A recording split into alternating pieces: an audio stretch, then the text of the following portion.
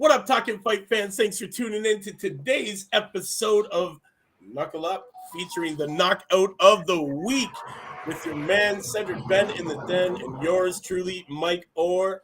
And you know what we do, man? We tell you who won our prestigious award and who the victim of the week is. The award goes to none other than Zolani Tete, and our victim is Jason Cunningham. Wow, what a knockout this one was. Cedric, we're gonna break it down for them. We got some slides that we're gonna run through to show the people today this brilliant and brutal KO that we got to witness last night. Honestly, no, we're not gonna start off with that one. We have to get rid of that one first because we're gonna start with the first knockdown. It's all about the first knockdown, right? Yeah, we right on the chin. chin. Right? Here you're starting it up, right? Southpaw versus southpaw. Right. That overhand left. Usually southpaw. I mean, a lot of boxers keep that lead hand down. He came with that jab, and then that cross landed right on the chin. The jab was a little bit over the head, but Cunningham, his chin was right into it, right into that straight cross landed from TT. Yeah, TT landed some nice stuff here. Really wobbled his legs. That as these pictures are going on right now. That picture was the beginning of the end. That 1-2 right there that's landing. That, as you can see, that was the punch that started. Like I said, literally the beginning of the end, because he didn't recover after that one. That was the initial shot right there. The fight could have been stopped. I wouldn't have been mad if the fight was stopped there because he was out of it. He was definitely out of it. You know what? We're gonna get into the next one, man. We're gonna get into this next one. This one's gonna be great. This is gonna be awesome. Okay. Now, so we'll set it up. That was the first knockdown, right? He gets up, he recovers. He's looking very defeated, folks. He looks very defeated in his face. You can see it in the replay of this. He's looking at himself like, wow, how did this actually happen? Big things. Really, really big. Hey, shout out to Carl. Thanks for tuning in, man. We're just going to show you some of these slides from this brilliant knockout. And this is the finish here, man. This is the finish. This is where it's all over. So we're going to run through them real quick. Get some trapped over in the corner. Cunningham is moving around trying to create some space to some breathing room. But Tete or TT just kept that pressure on him. Yeah, like Carl said, TT just too good. Boxing is about levels. Cunningham doesn't belong in there with TT. I wasn't sure. I never heard of Cunningham before, but TT definitely showed him that he doesn't belong in there with him. That's for sure. I'll tell you, it was a fight that Cunningham really didn't have to take. But you know what? My hat goes off to him for stepping up and fighting him. And it was a high risk fight, low reward. And honestly, the risk factor came into effect, and he lost last night. Especially with these shots here, man. We're coming to the end here. It was literally a battle. As you watch these, Tete never let up. Never let up. From the time that he was in the corner, he had him dazed again. And here comes this. It's coming here. This is this vicious shot. You see how he's already loaded up, ready to hit him and connect him with that left coming out of nowhere. And it's gonna connect right here on the chin perfectly. There it is. You can see it now. You can see that chin shot. And as he just keeps flying back, you see his head. Yeah, the referee's holding his hands up as if he doesn't want to intervene, but he should have intervened a little bit before that. As you can see, is and even with Cunningham being out on his way down, TT is still in kill mode, trying to land another bomb. Definitely, I believe he connected. Didn't he connect 2 more times? After that left that he took that really dropped him, I believe he hit him with the right 2 more times, man. And honestly, he was laid out. He was definitely laid out. There's our man celebrating the big victory. Huge year for this guy. A lot of things going on in his life. Former 2-time world champion was dramatically dethroned by John Real Casimiro back in 2019, losing his WBO bantamweight world title. Tete then spent 2 years out of the ring. During this time, he lost his mother and was in a car crash. And at the end of 2021, Tete returned to boxing. He got back to winning ways by knocking out Kayumba in the first round of his comeback fight in his home country of South Africa. And then, on this Saturday night, he overcome a far tougher task in Cunningham. You know, the Brit was overlooked not too long ago, but recently put together an impressive set of wins over Gamal Yaffe and Brad Foster to become the British Commonwealth and European Super Bantam champion. And then, you know, last night, we saw it, man. And against Tete, you know, he came up short by a long way. The classy southpaw showed that he had still plenty left in the tank at age 34.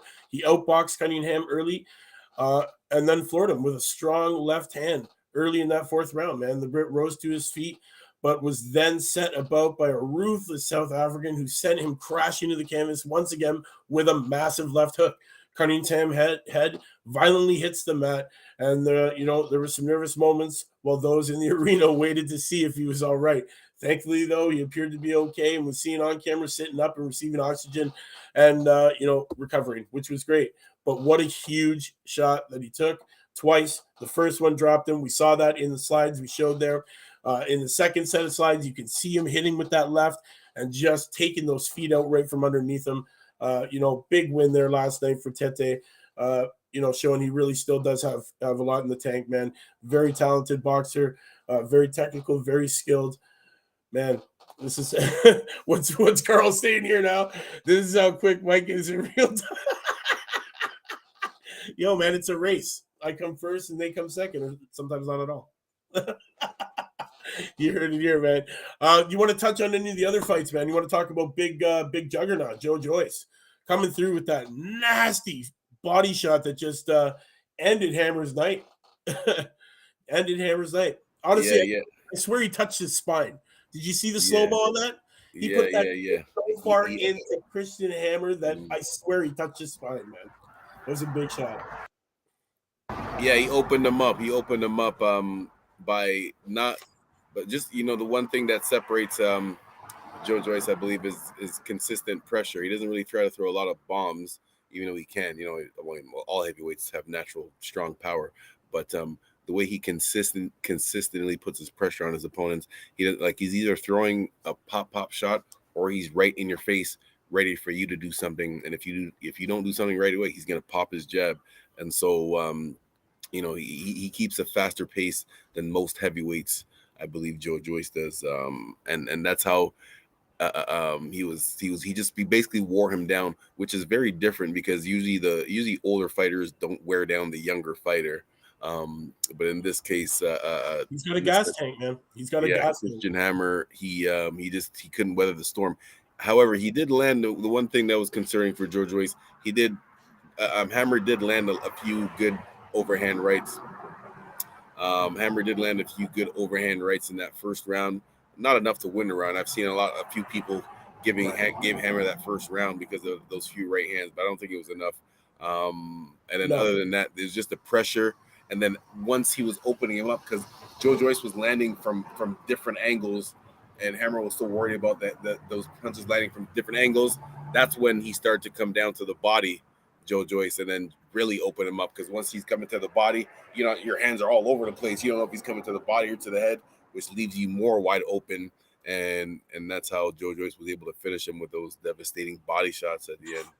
Wow, touching his spine, man, with that nasty left to the body. I'm telling you. Honestly, Joe Joyce, a little slow start for me, but let's be real. You know, it's been about a year since he was in the ring up until last night's fight. But, you know, slow to start. Took a little bit too much damage for me. You know, if he was in the ring with one of the elite heavyweights, you know, up there, could have been a different outcome last night. But again, this is another fight just to warm him up, to get him back in there. You know, we could see it, man. Hammer just did not have the gas tank to, you know, survive that relentlessness of pressure that Joe Joyce brings, that juggernaut, man. That's what he is. And honestly, it showed last night. He has a chin. He does have a chin.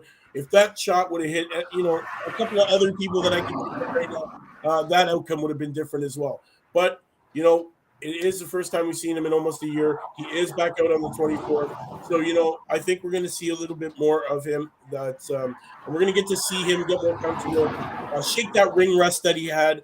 And, you know, his defense should get a little bit better, man. And then he should be a big force to be reckoned with, man, because he definitely has a gas tank. That relentless pressure. There's not too many heavyweights out there that can bring that kind of pressure all the time, constantly, round for round, fight after fight. he's just got it. He's got that gas tank, man, and it's something that can really, really do damage in this heavyweight division, along with the strength that he has, man. He might be slow. It might be looking like there's not much on those punches, but I'm telling you, people, those punches are devastating. This guy is a beast. And honestly, big win last night for him. Big finish. Honestly, Hammer probably went back and, had to sit on the toilet for a few minutes after that shot, man, because that rumbled my stomach from watching it. Any other fights you want to touch on that happened this weekend? I know there wasn't too many going on. I know it was very early. No. Not boxing. There was a couple of good UFC fights on last night, but we're still with boxing. Yeah, there was some good UFC fights. You know what? Honestly, kind of boring, to be honest. The UFC fights last night. The main event kind of was like kind of done. Yeah, well, like I said, it's when it's two guys at high level. If one guy shuts another guy out, that's that just shows the greatness of the one fighter. It's not like his opponent was a bum, right? He's still a top 5 guy or top 3 guy. So entertainment wise, it wasn't much action, but that's because that's how great Stylebender is. We got to Carl touch is on asking about Breedis is busy calling out Jake Paul and these guys. That's why he's not focused on boxing. This guy's making rap videos. Did you see this guy made a rap video trying to call out Jake Paul? Carl, did you see that? Who? Breedis, the boxer. I forget what's Breedis' first name. Preston or Breedis. Marius Breedis? Yes, Google. He made a rap video trying to call out Jake Paul, and obviously it did not work because Jake Paul didn't even mention it. So that's how much he values him. Well, he lost in a unanimous decision loss against our man Jay Opatia.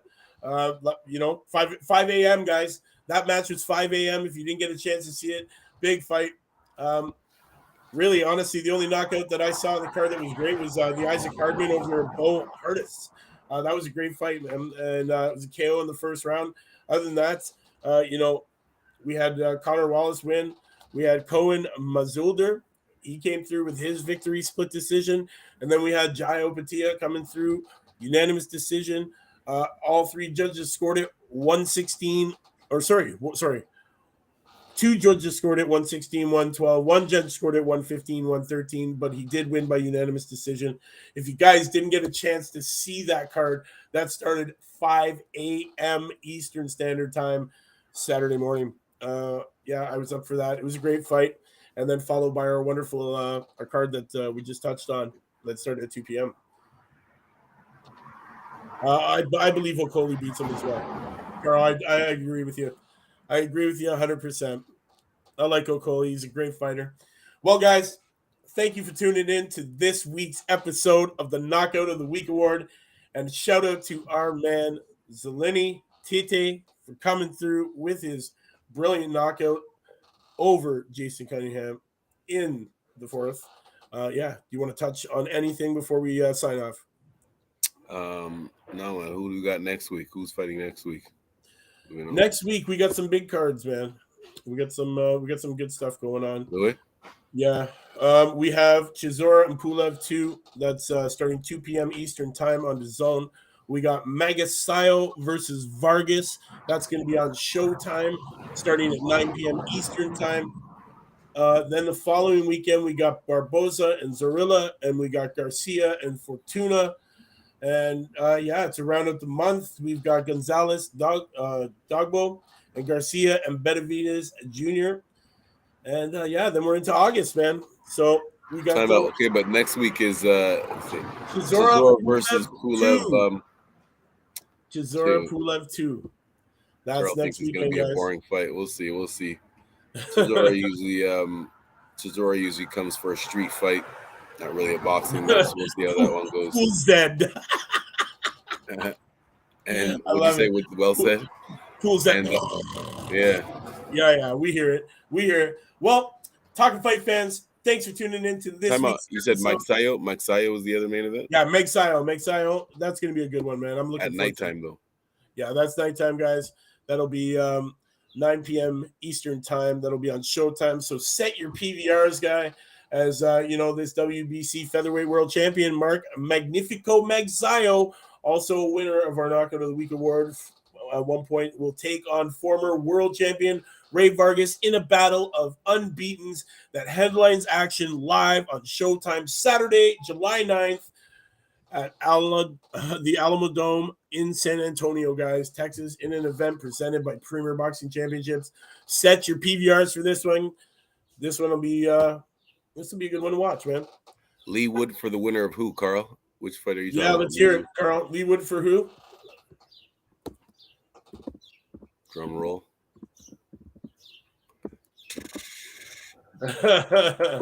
And the winner. What weight class is that anyway? Lee Wood, he's feather.